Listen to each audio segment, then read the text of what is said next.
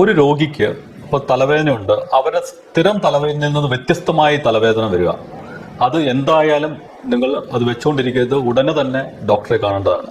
രണ്ടാമത്, ഈ തലവേദന അതിശക്തമായ തലവേദന, അതായത് ജീവിതത്തിൽ ആദ്യമായിട്ട് ഇതുപോലെ വരാത്ത ഒരു തലവേദന, അതായത് നമ്മൾ പറയുന്ന തണ്ടർ ക്ലാപ്പ് ഹെഡേക്ക്, അങ്ങനെയുള്ള തലവേദനയ്ക്കും നമ്മൾ ഉടനടി ഡോക്ടറെ സമീപിക്കേണ്ടതാണ്.